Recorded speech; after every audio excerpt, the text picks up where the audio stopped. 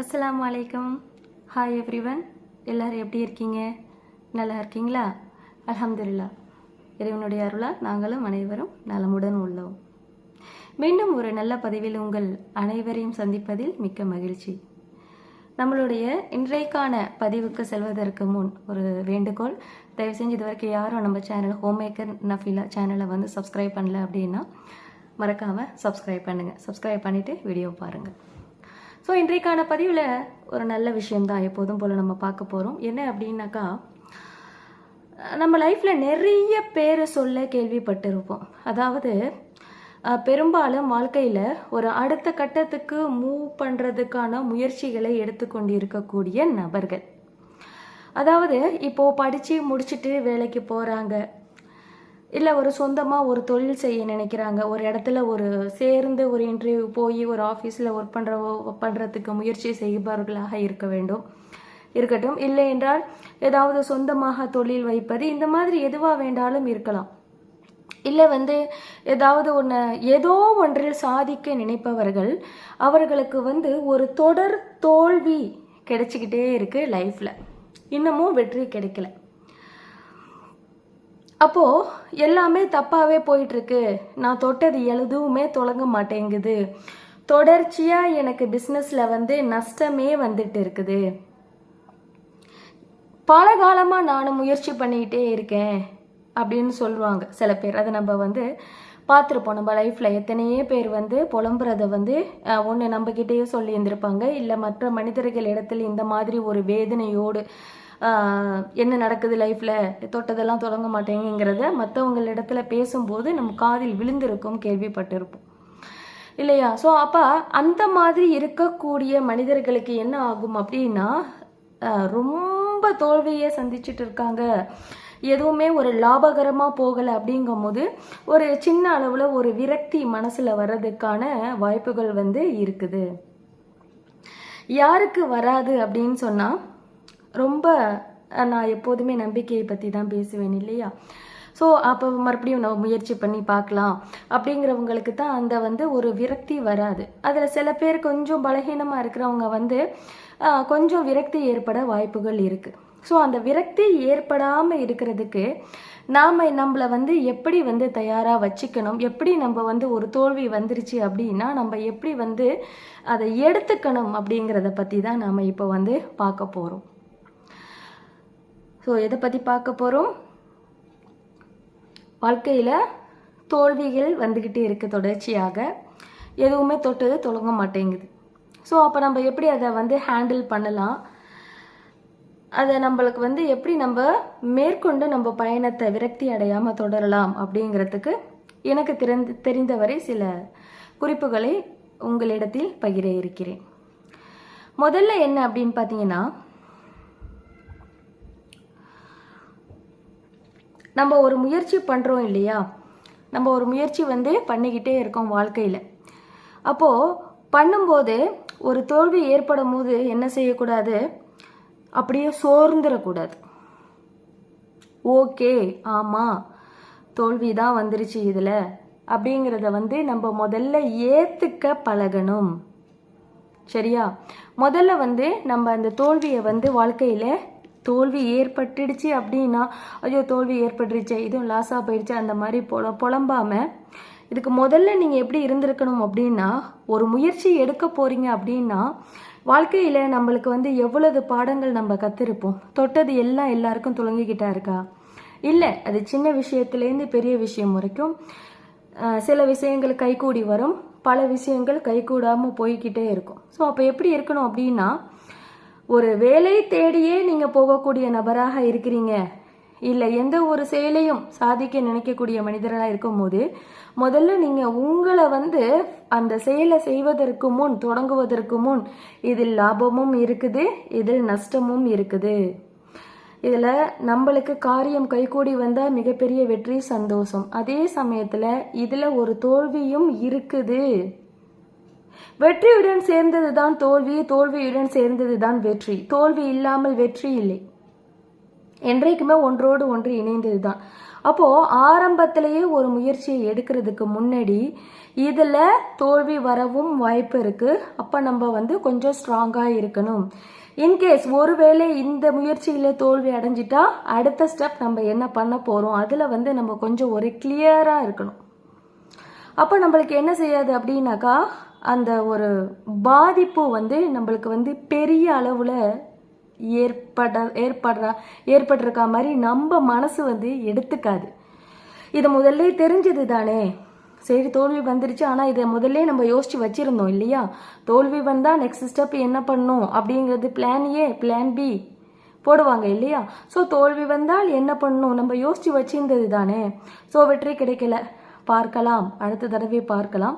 So இப்போ இதை நம்ம ஏற்றுக்கொள்ளணும் அப்படிங்கிற ஒரு தன்மையை வந்து நமக்குள்ளார வந்து கொண்டு வரணும். அதாவது முன்னாடியே ஒவ்வொரு முயற்சியிலையும் வெற்றியும் இருக்குது தோல்வியும் இருக்குதுங்கிறத நல்ல மனசில் பதிய வச்சுக்கோங்க. அப்போ எந்த ஒரு காரியத்தையும் நம்ம ஈஸியாகவே எடுத்துக்கலாம். ஸோ அப்போது மேற்கொண்டு நம்ம பயணத்தை தொடரணுன்றா நம்மளை என்ன பண்ணணும், நம்மளை தள்ளணும் இல்லையா.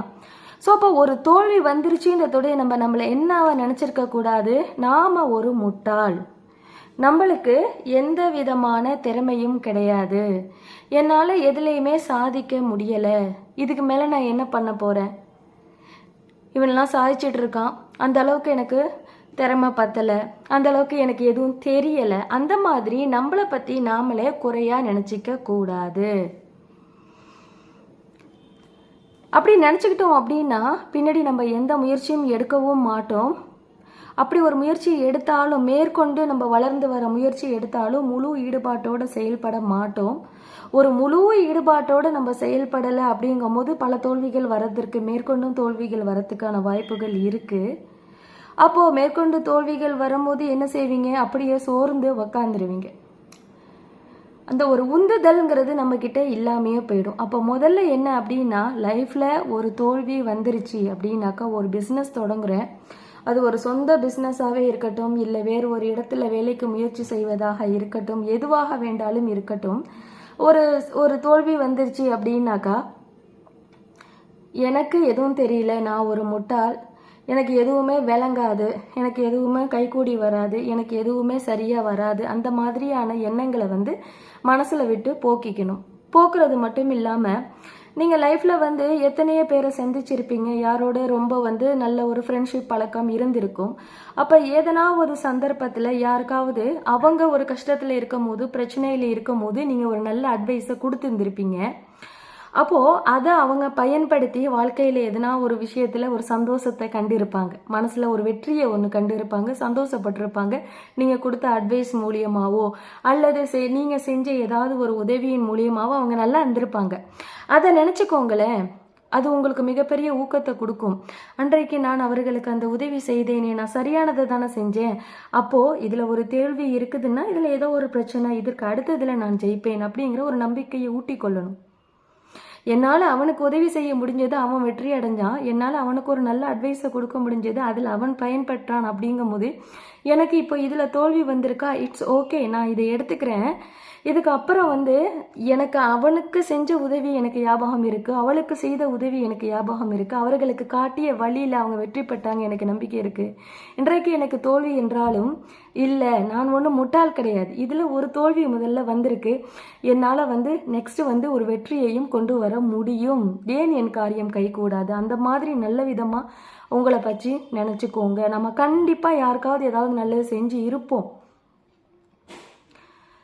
தவறுக்கு சொல்லுவாங்க இல்லையா, தெரிஞ்சும் தெரியாமலும் தவறுகள் செய்திருப்போம், பாவம் செய்திருப்போம். அந்த மாதிரி தெரிஞ்சும் தெரியாமலும் நம்ம நல்ல விஷயங்களும் செய்திருப்போம் இல்லையா. அதை நினச்சிட்டு நம்பிக்கையை வலுவூட்டி கொள்ளுங்கள். இங்கே யாருமே முட்டாள் கிடையாது, நீங்கள் யாரும் முட்டாள் கிடையாது. நாம் தவறுதலாக சில காரியங்கள் செய்கிறோம் அவளிச்சு, இங்கே யாருமே முட்டாள் கிடையாது, எல்லாருமே வந்து புத்திசாலிகள் தான். அப்போது ஒரு தவறு நடந்துருச்சு அப்படிங்கும் போது, ஒரு ஃபெயிலியர் வந்துருச்சு அப்படிங்கும் போது எனக்கு ஒன்றுமே தெரியாது, நான் முட்டாள், எனக்கு எதுவுமே தெரியாது, அந்த மாதிரியான ஒரு எண்ணத்துக்கு போகவே போகாதீங்க. நெக்ஸ்ட்டு ரெண்டாவது என்ன செய்யலாம் அப்படின்னா, கவலையாக இருக்கா, சோகமாக இருக்கா, கவலைப்படுங்க. தாராளமாக நம்மளுக்கு கவலைப்படுவதற்கு உரிமை இருக்குது. நம்ம மனசில் வந்து அல்லாஹ் சுப்ஹானஹு வ தஆலா எவ்வளவு அழகாக படைத்திருக்கிறான் நம்மளுக்கு ஒரு அளவுக்கு அதிகமான ஸ்ட்ரெஸ் வரும்போது நல்லா கவனித்து பாருங்கள். நம்ம பேசும்போதும் புலம்பும் போதும் மற்றவர்களிடத்துல ஷேர் செய்யும் போதும் நம்மளுக்கு கொஞ்சம் மனசு கவலை குறையும். எல்லாத்த விட நம்ம அலறோம் இல்லையா? அப்போது அந்த கண்ணீர் வருவது மூலமாக நம்ம மனசில் இருக்கக்கூடிய பாரங்கள் குறையுதான். நான் சொல்லலை, உளவியலாளர்கள் சொல்கிறாங்க. அல்ஹம்துலில்லாஹ்.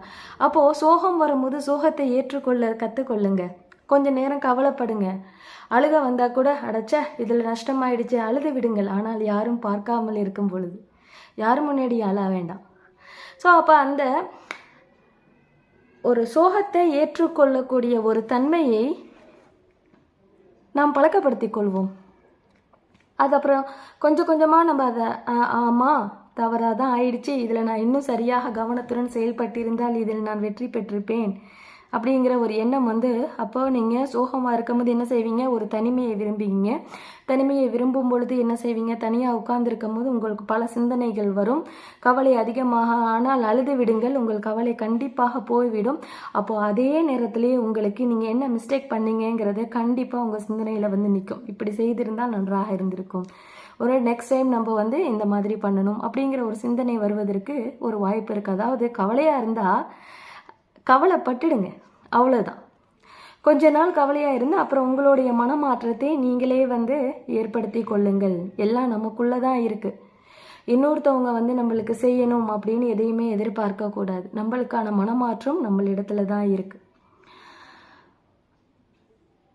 அப்போது நம்ம சோகத்தை வந்து ஏற்றுக்கொள்ள பழகி கொள்ளும் போது என்ன செய்வோம்? நம்ம தவறையும் ஒத்துக்கொள்வோம். ஸோ நெக்ஸ்ட் டைம் வந்து நம்ம தவறு இழைக்காமல் சரியான முறையில் ஒரு வணிகமாகட்டும் ஒரு பண்ண வேண்டும் அப்படின்னு சொல்லிட்டு நெக்ஸ்ட் ஸ்டெப்புக்கு நம்மளை மூவ் பண்ண வைக்கும். அடுத்த அடியை எடுத்து வைக்க அந்த சூழ்நிலை வந்து நம்மளுக்கு உதவும். எதையுமே சோகம் கவலைப்படாமல் எதுவுமே ஆமாம் நஷ்டமாயிடுச்சு இப்போ என்ன பார்த்துக்கலாம் அப்படின்னு இருந்தாதான் தவறு. ஒரு தவறு இழைத்து ஒரு நஷ்டம் வந்து விட்டால் அதற்காக கவலைப்படுங்கள். ஏன் அது வந்தது என்று சிந்தியுங்கள். அப்பொழுதுதான் அடுத்த அந்த தவறை வந்து செய்ய மாட்டீங்க. அடுத்தது இன்னும் நம்ம மனசை வந்து பாதிக்காமல் ஒரு நஷ்டத்துலேருந்து எப்படி வச்சுக்கிறது அப்படின்னா, ஃபெயிலியர் தோல்வி அப்படிங்கிறது உலகத்தில் இருக்கக்கூடிய அனைத்து மக்களுக்கும் இருக்குது. தோல்வி இல்லாத மக்களே கிடையாது. சரித்திரத்தை புரட்டி பார்த்தீங்க அப்படின்னு சொன்னால் ஒரு மனிதன் சரித்திரத்தில் இடம்பெற்றிருக்கான், அவன் ஒரு பெரிய சாதனையை செஞ்சுருக்கான், மக்களிடையே மிகப்பெரிய அளவில் இன்றைக்கு ஒரு பாட புத்தகத்தில் இத்தனை வருஷமாக இடம்பெற்றுட்டே வரக்கூடிய மனிதர்களாக இருக்கட்டும், அவங்களோட வெற்றிக்கு பின்னாடி ஒரு மிகப்பெரிய வெற்றிக்கு பின்னாடி 1000 தோல்விகள் இருக்கும். ஆனால் வெளி உலகத்துக்கு அந்த வெற்றி தான் காட்டப்படுது. ஒவ்வொரு மனிதரை பற்றியும் தனியாக அந்த பயோகிராஃபி அப்படின்னு சொல்கிறாங்கல்ல, அதாவது ஒவ்வொரு மனிதருடைய சரித்திரத்தை எழுதி புத்தகங்களாக வச்சுருப்பாங்க சாதனையாளர்களுடையதை. அதை புரட்டி பார்த்தீங்கன்னா அவர்களுடைய தோல்வியும் அதில் குறிப்பிடப்பட்டிருக்கும். அப்போது உலகத்தில் இருக்கக்கூடிய எல்லா மனிதருக்கும் சின்ன பிள்ளைங்கள்லேருந்து பெரியவங்க வரைக்கும் தோல்வி என்பது இருக்கிறது. தோல்வி இல்லாமல் வெற்றியே கிடையாது. என்ன சொல்லட்டுமா, எடுத்ததோடு வெற்றி அடைகிறதுல கற்றுக்கிறது கம்மி. தோல்வி அடைஞ்சு பின்னாடி ஒரு வெற்றி காண்கிறீங்க இல்லையா, அப்போ நீங்களுக்கு வந்து அதோட மதிப்பு ரொம்பவும் உங்களுக்கு தெரியும். ஏதா தோல்வியை வந்து நீங்கள் வந்து உணர்ந்துட்டீங்க, அதனுடைய வலியை கஷ்டத்தை உணர்ந்துட்டீங்க. அப்போது அந்த வெற்றியினுடைய சந்தோஷம் வந்து மிகப்பெரியதாக தெரியும். ஏன் தோல்வி வந்துச்சு அப்படிங்கிறத வந்து நல்ல ஆழமாக நீங்கள் உணர்ந்திருப்பீங்க. அப்போது எடுத்துக்கோங்க, தோல்வி வந்துருச்சுன்னா சோர்ந்துடக்கூடாது. தோல்வி என்பது அனைவருக்கும் உண்டு. தோல்வி இல்லாமல் வெற்றி கிடையாது. ஒரு மிகப்பெரிய வெற்றிக்கு பின்னாடி 1000 தோல்விகள் இருக்குது. எல்லோருக்கும் தோல்வி இருக்குதுங்கிறத ஏற்றுக்கொள்ள பழகுங்க. அப்போ நம்ம மனசு வந்து ஸ்ட்ரெஸ் ஆகாது, பாதிப்படையாது. அடுத்தது என்ன அப்படின்னாக்கா, தோல்வி அடைஞ்சிட்டிங்க இல்லையா, அதையும் ஏற்றுக்கொண்டு விட்டீர்கள். தோல்வி எல்லாருக்கும் தான் அப்படிங்கிறதையும் மனசில் ஏற்றிக்கிட்டீங்க. அப்புறம் முக்கியமான விஷயம் என்ன, அந்த தோல்வியிலிருந்து நீங்கள் என்ன பாடத்தை கற்றுக்கிட்டீங்க, ஏன் அந்த இடத்துல ஒரு தோல்வி வந்துச்சு, ஒரு பெரிய அளவில் ஒரு பிஸ்னஸ் நிறுவனத்தை ஆரம்பிக்கிறீங்க, அது ஒரு தோல்வியில் முடிஞ்சிருச்சுன்னா என்ன தவறு அந்த செஞ்சீங்க, எதனால் அவ்வளோ பெரிய நஷ்டம் வந்தது? இல்லை ஒரு வாழ்க்கையாக இருக்கட்டும், வாழ்க்கையில் இன்னைக்கு எவ்வளவோ கஷ்டம் இருக்குது. பணம், வணிகம், வியாபாரம் மற்றும் இல்லாமல் வேறு விஷயங்களும் இருக்குது வாழ்க்கை என்று வரும்பொழுது. இன்றைக்கு நிறைய டைவர்ஸ்கள் நடக்குது இல்லையா? இன்றைய காலத்தில் நிறைய நடக்குது, மனசுக்கு கவலை தரக்கூடிய மாதிரி நிறைய நடக்குது. அப்போது ஒரு திருமணம் அப்படிங்கும்போது எவ்வளோ கஷ்டப்பட்டு நடத்தி வைக்கிறாங்க அந்த இரு மனம் ஒன்று சேர்வதற்கு. அப்போ அது மனம் முறிவு அப்படிங்கும் போது ஏற்படும் பொழுது எவ்வளவு அது வலியை ஏற்படுத்தி கொடுக்கும், ஆணுக்கும் சரி பெண்ணுக்கும் சரி. அப்போது பாடம் கற்றுக்கிட்டீங்களா? அதிலிருந்து பாடம் கற்றுக்கணும். ஏன், எதனால் அது ஏற்பட்டது, அதற்கான காரணம் என்ன, அதை நம்ம ஆழ்ந்து சிந்திக்கணும். அடுத்து வரக்கூடிய வாழ்க்கையை சந்தோஷமாக வாழ்வதற்காக. அதே மாதிரி வியாபாரமாக இருந்தாலும் அதிலிருந்து படிப்பினை கற்றுக்கொள்ளுங்கள். ஒரு நஷ்டம் வந்துருச்சுன்னா ஏன் இது ஏற்பட்டது, அப்போ தான் அடுத்த தடவை நீங்கள் அதை செய்ய மாட்டீங்க, அந்த மிஸ்டேக்கை பண்ண மாட்டீங்க. வேறு மிஸ்டேக் வரலாம், அடுத்த இதே சேம் மிஸ்டேக்கை அதே தவறிலேயே நீங்கள் நிலைத்து இருக்க மாட்டீர்கள். ஏன் இன்று இந்த நஷ்டம் வந்தது என்பதை நீங்கள் அறிந்து கொண்டீர்கள். ஆனால் அடுத்தது, இப்போது ஒரு மனிதரை பற்றி சொல்லட்டுமா? அந்த ஆல்பர்ட் எடிசன் தெரியுமா? எடிசன் அவர் என்ன பண்ணார்? பல்பை கண்டுபிடிச்சவர். படிக்கிற பிள்ளைங்க எல்லாருக்குமே தெரியும், சயின்ஸ் படிக்கும் போது வரும். அந்த எடிசன் என்ன பண்ணார் அப்படின்னா, பல்பை கண்டுபிடிச்சிட்டாரு. ஆனால் அவர் பல்பை ஒரே தடவையாக கண்டுபிடிச்சாரு. அவருக்கு எக்கச்சக்க தோல்விகள் அதில் கண்டுபிடிக்கும் போது. ஒவ்வொரு முறையும் அது சரியாக வராது, வெடிச்சிருமா. ஒரு தடவை ஒரு பத்திரிகை நிருபர் பேட்டி எடுக்கும்போது எடிசன்கிட்ட கேட்குறாரு, நீங்கள் எவ்வளோதோ தோல்விக்கு பின்னர் தான் இந்த பல்பை கண்டுபிடிச்சதா சொன்னீங்க. அப்போ ஒவ்வொரு தடவையும் உங்களுக்கு நீங்கள் எக்ஸ்பெரிமெண்ட் பண்ணி பார்க்கும் பொழுது ஒவ்வொரு தடவையும் தோல்வி வரும்போது நீங்கள் அதை எப்படி எடுத்துக்கிட்டீங்க அப்படின்னு கேட்கும்போது அவர் சொன்னாராம், நான் எதுலேயுமே தோல்வி அடையவே இல்லை, நான் ஒரு 10,000 வழிகளை முயற்சி செய்தேன் அப்படின்னு சொன்னாராம். என்ன ஒரு அற்புதமான பேச்சு இல்லை? அவர் 10,000 தடவை அப்போ அது சக்ஸஸ் ஆகலை. அது அவர் மனசு அது தோல்வியாக கூட சொல்லலை. அத்தனை முயற்சி, அத்தனை விதமான முயற்சிகளை அவர் எடுத்திருக்கிறார். போதும் இல்லையா இந்த மாதிரி சாதனையாளர்களுடைய ஒவ்வொரு கருத்துக்கள் நம்மளை உந்துதலை கொடுப்பதற்கு? அப்போது ஈஸியாகவும் தோல்வியை எடுத்துக்க கூடாது. தோல்வி வந்தால் தோல்வி எல்லாருக்கும் இருக்குதுன்னு அக்செப்ட் பண்ணிக்கணும். ஏன் அந்த தோல்வி வந்ததுங்கிறத ஆழ்ந்து சிந்திக்கணும். கவலைப்படுறதுனா கொஞ்ச நாள் கவலைப்பட்டு அந்த மனசில் இருக்கிற ஸ்ட்ரெஸ்ஸை ஓரங்கட்டி வச்சுருங்க. திரும்பியும் முயற்சி பண்ணுங்க. ஆனால் அந்த அடுத்த தடவை முயற்சி படும்போது முதல் தடவை என்ன தவறு இழைத்தீங்களோ, எதனால் நஷ்டம் ஏற்பட்டதோ அது வராத அளவுக்கு, அந்த தவறை செய்யாத அளவுக்கு பார்த்து கொள்ள வேண்டும். அப்போது வேற என்ன சொல்லலாம்?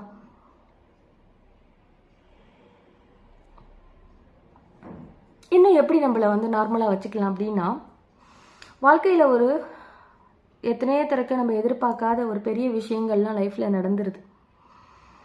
இந்த ஒரு என்ன சொல்கிறது, மிகப்பெரிய கஷ்டமான சூழ்நிலையெல்லாம் எதிர்பார்க்காம திடீர்னு வந்துடுது. நல்லா ஸ்மூத்தாக போயிட்டே இருக்கும் போதே வந்துடுது. அப்போவும் நம்ம மனசை எப்படி திடமாக வச்சு மேற்கொண்டு செயல்படலாம் அப்படின்னா, எப்படி எடுத்துக்கலாம் அப்படின்னா, இந்த முயற்சி நான் எடுத்தேன், இதில் எனக்கு வெற்றி கிடைக்கவில்லை, இதிலிருந்து நான் கற்றுக்கொண்டேன், இதற்கு பின்னால் நான் ஒரு முயற்சி எடுக்கிறேன், அதில் ஒருவேளை இதைவிட சிறந்ததாக எனக்கு பரிசு கிடைக்கலாம். அப்படிதான் இருக்கும் எடுத்துக்கணும். உண்மையும் அதுதான். ஒரு முயற்சியில், ஒரு பிஸ்னஸில் நீங்கள் தோல்வி கண்டுட்டீங்க அப்படின்னா அதுலேருந்து நீங்கள் லெசன் ஏன் அந்த தோல்வி வந்துச்சுன்னு நீங்கள் கற்றுக்குறீங்க. அடுத்த தடக்க அதில் ரொம்ப உஷாராக இருந்து இன்னும் கொஞ்சம் சில சேஞ்சஸை ஏற்படுத்தி ஒரு மாற்றங்கள் ஏற்படுத்தி அந்த ஒரு பிஸ்னஸை தொடர்றீங்க அப்படின்னு வச்சுக்கிட்டா, நீங்கள் முதல்முறை முயற்சி பண்ணியிருக்கும் போது என்ன விதமான எந்த அளவுக்கு ஒரு லாபத்தை ப்ராஃபிட்டை நீங்கள் எதிர்பார்த்தீங்களோ அப்போ அது நஷ்டம் வந்துருச்சு. அதுலேருந்து சில பாடத்தை கற்றுக்கொண்டு சில மாற்றத்தை ஏற்படுத்தி இன்னும் சிறப்பான முறையில் இந்த பிஸ்னஸை செய்கிறீங்கன்னு வச்சுக்கோங்க. எனிதிங், ஏதோ ஒரு மேனுஃபேக்சரிங் கம்பெனியா, இல்லை ஒரு சின்னதாக ஒரு மளிகை கடையா, எதா வேணாலும் இருக்கட்டும். அப்போது பாடத்தை கற்றுக்கொண்டு நீங்கள் இதில் செய்யும் பொழுது ஒருவேளை அன்றைக்கு கிடைத்த லாபத்தை விட இன்றைக்கு அதிகமாக கிடைக்கலாம். ஏனென்றால் முதல் தடவை உங்களுக்கு வெற்றி கிடைத்திருந்தால் அப்பொழுது என்ன நிலையில் இருந்தீர்களோ அப்படியே தான் இருப்பீங்க, அப்படியே தான் ரன் பண்ணிட்டு இருப்பீங்க. இன்னைக்கு ஒரு தோல்விக்கு அப்புறம் ஒரு பாடத்தை கற்றுக்கொள்ளும் போது மிகவும் கவனமாக செய்வீங்க. ஏதாவது அது ஒரு புதுமையை புகுத்துவீர்கள் இல்லையா? அப்போ நீங்கள் எதிர்பார்த்ததை விட அதிகமான அளவு ஒரு வெற்றியை கிடைக்க அதுக்கு வாய்ப்பு இருக்குது. சின்ன வெற்றி உங்களுக்கு கிடைக்கல, சின்ன வெற்றியை பிளான் பண்ணும்போது உங்களுக்கு கிடைக்கல. அது மூலியமா நீங்க நிறைய லெசனை கத்துக்கிட்டீங்க, படிப்பினைகளை கத்துட்டீங்க. இறுதியாக உங்களுக்கு மிகப்பெரிய வெற்றி ஒன்று காத்து கொண்டு இருக்கிறது. அப்படிதான் எடுத்துக்கொள்ளணும், அப்படிதான் நடக்கும். சின்ன சின்ன விஷயங்களில் நம்ம தோல்வி கண்டுட்டு வரோம்டா, அதன் மூலயமா நம்ம மிகப்பெரிய அளவில் வலுவடைஞ்சிக்கிட்டே வருவோம், நிறைய பாடங்களை கற்றுக்கொண்டே வருவோம். ஒரு நாள் இல்லை ஒரு நாள் மிகப்பெரிய வெற்றியை கண்டிப்பாக நாம் தழுவுவோம். இப்படி தான் எல்லார் லைஃப்லேயும் நடந்துட்டு இருக்கு. என்ன அப்படின்னா, முயற்சியை கைவிட்டுறவே கூடாது. அதுதான் ரொம்ப பெரிய விஷயம். அதாவது நான் சின்னதாக ஆசைப்பட்டேன், கிடைக்கல, எனக்கு அல்லாஹ் பெரியதாக கொடுக்க போகிறான். அந்த நம்பிக்கையை வளர்த்துக்கிட்டு முயற்சியை எடுங்க, உங்களுக்கு மிகப்பெரிய வெற்றி கிடைக்கும். உங்களுடைய வாழ்க்கை சம்பந்தப்பட்ட விஷயம், தொழில் சம்பந்தப்பட்ட விஷயம் எதுவாக இருந்தாலும் சரிதான்.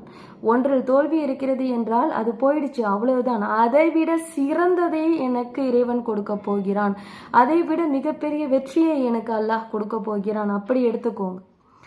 நெக்ஸ்ட் என்ன அப்படின்னா, என்ன சொல்லலாம் அப்படின்னா,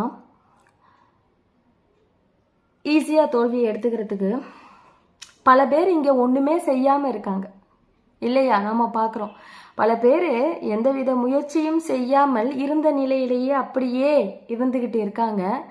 நான் அப்படி இல்லை, அதை விட மேல் நிலைமைக்கு வருவதற்காக நான் முயற்சி செஞ்சு அதில் நான் தோத்து விட்டேன். அட்லீஸ்ட் நான் அப்படியே உக்காந்த இடத்துலயே ஆணி அடிச்ச மாதிரி உட்காந்துட்டு இல்லாம முன்னேற்றத்துக்கு முயற்சி செய்கிறேன் இல்லையா? முன்னேற்றத்திற்காக நான் முயற்சி செய்கிறேன் இல்லையா? அதுல எனக்கு தோல்வி வந்திருக்கு அப்படின்னா நான் மறுபடியும் முயற்சி செய்வேன், வெற்றி கிடைக்கும். நான் சும்மா இல்லை, நான் முயற்சி பண்ணிக்கிட்டே இருக்கிறேன் அப்படிங்கிறத மனசுல எடுத்துக்கோங்க. இது மிகப்பெரிய தன்னம்பிக்கை. சில பேர் இருப்பாங்க அப்படியே செட்டில் ஆகிடுவாங்க, இருக்கிற பொசிஷன்லேயே செட்டில் ஆகிடுவாங்க.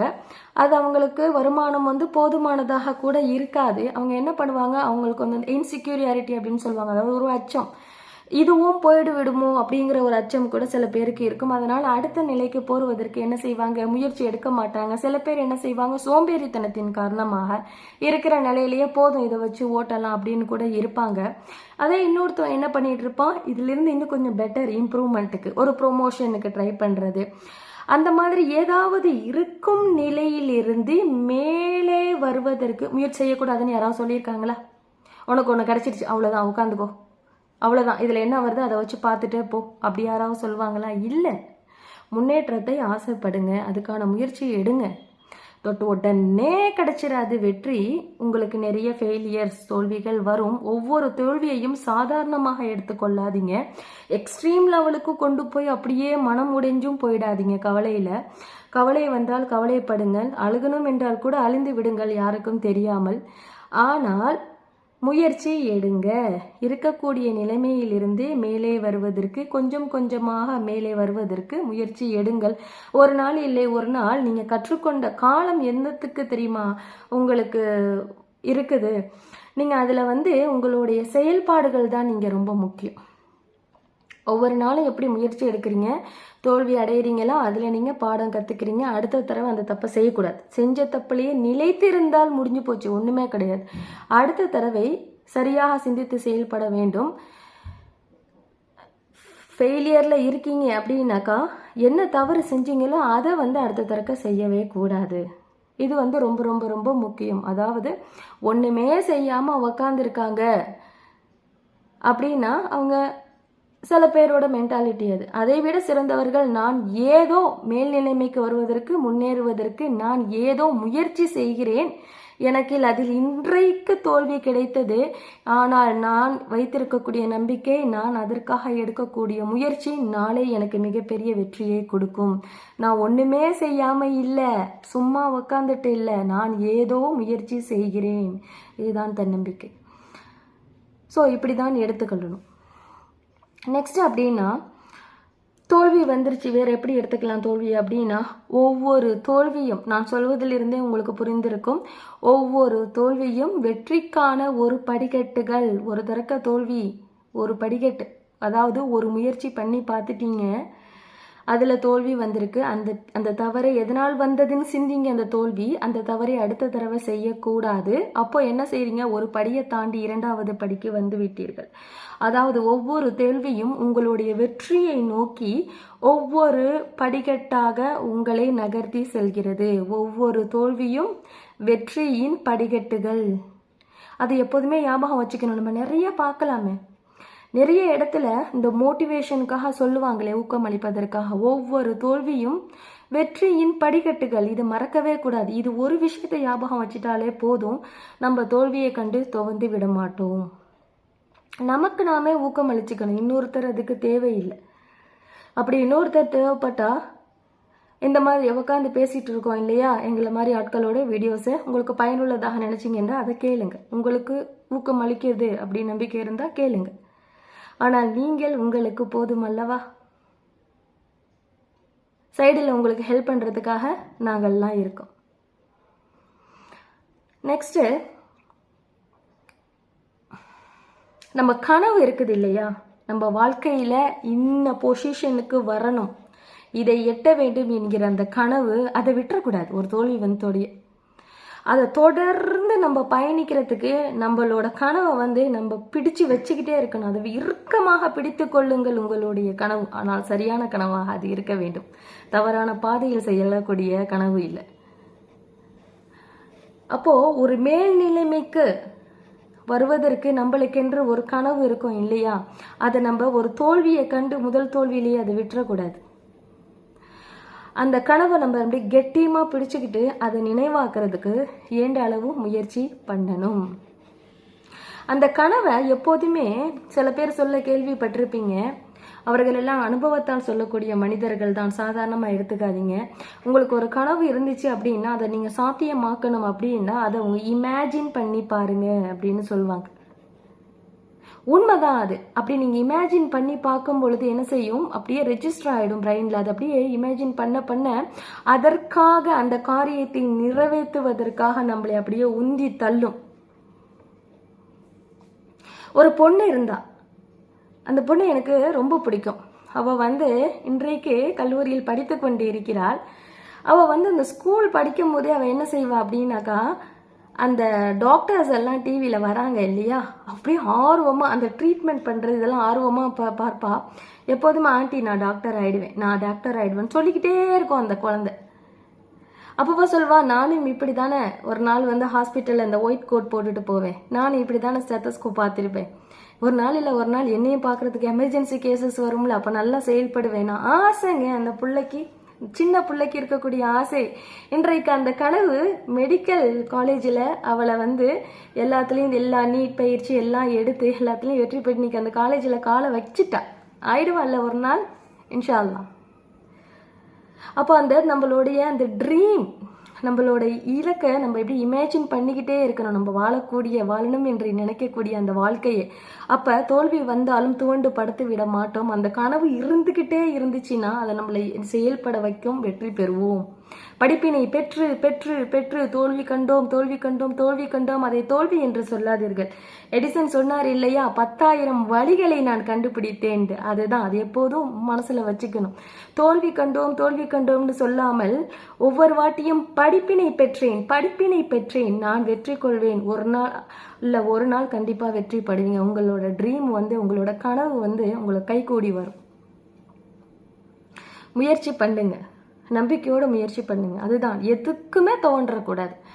ஆனால் நீங்கள் தேர்ந்தெடுக்கிற, நான் எப்பொழுதும் சொல்வது தான், நீங்கள் தேர்ந்தெடுக்கக்கூடிய உங்களுடைய பணி நல்லதாக இருக்க வேண்டும், உங்கள் எண்ணம் நல்லதாக இருக்க வேண்டும், எதற்காக போராடுகிறீர்கள் அந்த விஷயம் நல்லதாக இருக்க வேண்டும். அடுத்தது, எந்த சூழ்நிலையிலையும் அதுதான், இவ்வளோ விஷயங்களையும் கண்டால் செஞ்சுட்டு வந்தால் நம்ம எந்த நேரத்திலையும் தோல்வியை கண்டு பயப்பட மாட்டோம். இந்த தோல்வி அப்படிங்கிற பயம் நம்மளுக்கு இருக்காது. ஓகே, தோல்வி வந்துருச்சா, பரவாயில்ல, இதிலிருந்து இந்த பாடத்தை கற்றுக்கொண்டே நான் அடுத்ததற்கு நகர்வேன்.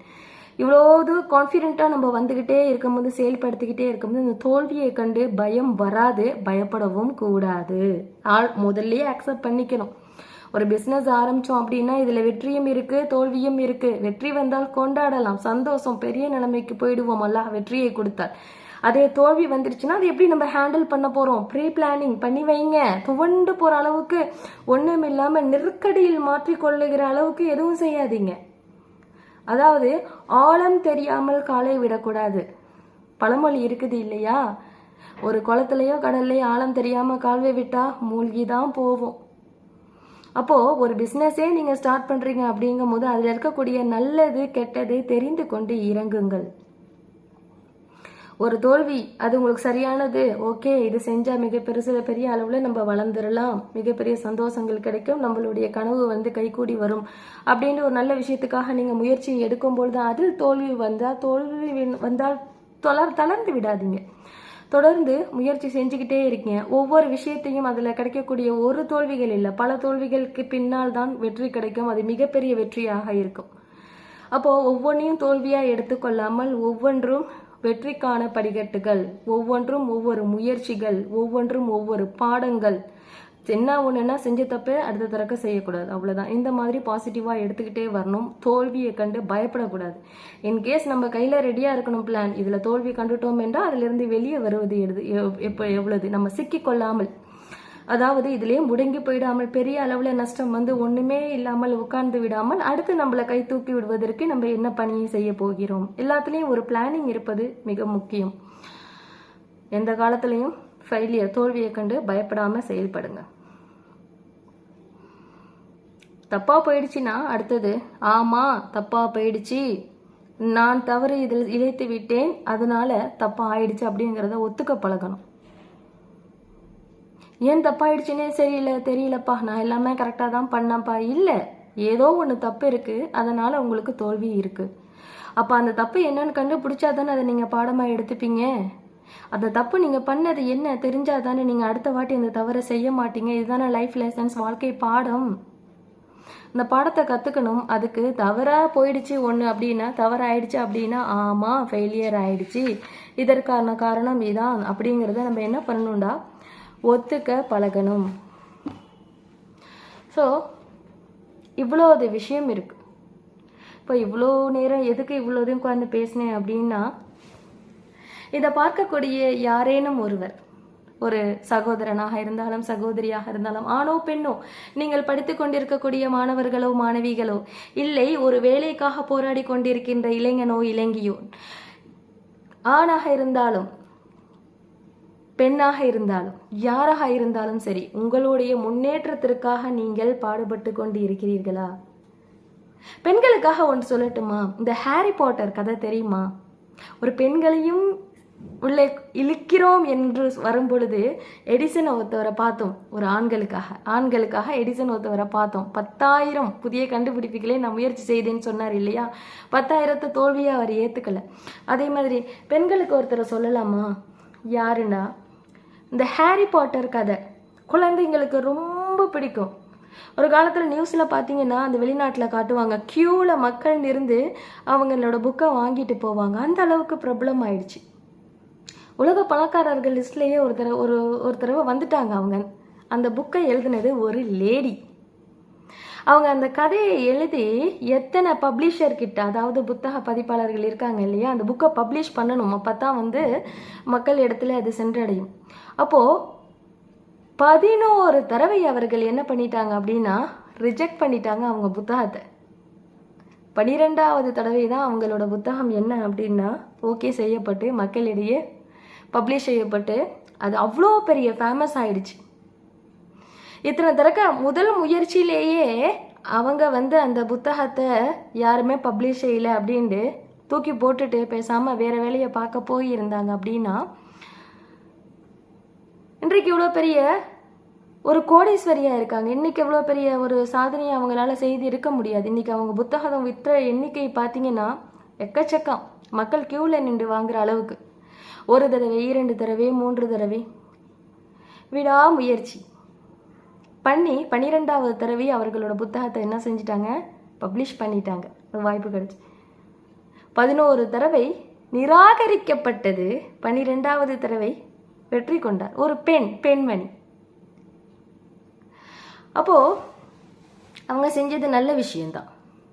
அவர்களுடைய கனவு இந்த புத்தகத்தை, அவர்களுடைய கற்பனையை வந்து மிகப்பெரிய அளவில், அவர் ஒரு கற்பனை தான் இல்லையா, அந்த புத்தகம், கதாபாத்திரங்கள் எல்லாம் மிகப்பெரிய அளவில் என்னுடைய கற்பனை, அவங்க கற்பனைக்கு உயிர் கொடுத்தா மாதிரி இன்னைக்கு டிவிலெலாம் அது படமாயிடுச்சு. பெரிய அளவில் ஹிட் இல்லையா, ஹாரி பாட்டர் மூவி குழந்தைங்களுக்கெல்லாம் ரொம்ப பிடிக்கும். ஸோ அவங்களுடைய அந்த கற்பனை கதாபாத்திரங்கள், கற்பனை கதை, அதை அவங்க வந்து சாதிக்க நினைச்சாங்க. அதன் மூலியமா சாதிச்சிட்டாங்க மிகப்பெரிய அளவில். அதே மாதிரி நல்லதை சிந்திங்க. உங்களுடைய வாழ்க்கையோட முன்னேற்றத்துக்கு எது சிறந்தது அப்படின்னு நீங்கள் முடிவு எடுக்கிறீங்களோ ஆழ்ந்து யோசித்து சரியான முடிவையே எடுங்க. அப்போது உங்களுடைய வாழ்க்கைக்கு கனவு கண்டிப்பாக இருக்கணும். கனவு இல்லாதது ஒன்றுமே கிடையாது. லைஃப் சும்மா மண்ணு மாதிரி பிறந்தோம், வாழ்ந்தோம், தினமும் சாப்பிட்டோம், தூங்கணும், ஏதோ ஒன்று பண்ணணும், உருட்டி பெரட்டி அப்படியே காலம் ஓடிடுச்சு, அந்த மாதிரி இல்லாமல் நமக்கென்று ஒரு லட்சியம், கனவு இருக்க வேண்டும். அது நல்லதாக இருக்க வேண்டும். அதற்காக போராடுங்கள். உங்களுடைய முன்னேற்றத்திற்காக தாராளமாக போராடலாம். அடுத்தவனுடைய வீழ்ச்சிக்காக தான் நீங்கள் போராடக்கூடாது. உங்களை சார்ந்தவர்களுடைய முன்னேற்றத்திற்காக போராடலாம். அப்போது அதில் வந்து ஒரு நல்லதுக்காக நீங்கள் போராடுறீங்க, அதில் தோல்வி கண்டுறீங்க அப்படின்னாக்கா அந்த தோல்வியை கண்டு துவண்டுறாதீங்க. அப்படியே ஒவ்வொரு தோல்வியும் ஒவ்வொரு வெற்றிக்கான ஒவ்வொரு படிக்கட்டுகள். என்ன பண்ணக்கூடாது, முதல் தடவை செஞ்ச தவறையே அடுத்த தடவை செய்யக்கூடாது, அவ்வளோதான். ஒவ்வொன்றிலிருந்தும் பாடங்கள் கற்றுக்கொண்டே போகணும். ஒரு நாள் இல்லை ஒரு நாள் உங்கள் இலக்கை நீங்கள் தொட்டு விடுவீர்கள். மிகப்பெரிய அளவில் ஒரு சந்தோஷம் உங்களுக்கு கிடைக்கத்தான் போகிறது. அல்லாஹ் அதற்கு அருள் புரிவான். இன்ஷா அல்லாஹ் மீண்டும் ஒரு நல்ல பதிவில் உங்களை சந்திக்க இறைவன் நாடினால் உங்களை சந்திக்கவிருக்கிறேன். இறைவன் நாடினால் உங்களை சந்திப்பேன். என்னோட பேச்சுக்கள் உங்களுக்கு பிடித்திருந்தால் மறக்காமல், இது வரைக்கும் நீங்கள் சப்ஸ்கிரைப் செய்யலை அப்படின்னாக்கா மறக்காமல் ஹோம் மேக்கர் நஃபீலா சேனலை சப்ஸ்கிரைப் செய்யுங்க. லைக் பண்ணுங்கள், ஷேர் பண்ணுங்கள், கமெண்ட் பண்ணுங்கள். என்னோட பதிவுகள் உங்களுக்கு பயனுள்ளதாக இருக்கிறது, மற்றவருக்கும் அது பயனளிக்கும் என்று விரும்பினீர்கள் என்றால் மற்றவர்களிடத்திலும் ஷேர் செய்யுங்கள். மறந்துடாதீங்க, ஹோம் மேக்கர் நஃபீலா. இன்ஷா அல்லாஹ் அடுத்த ஒரு பதிவில் சந்திக்கலாம். அஸ்ஸலாமு அலைக்கும்.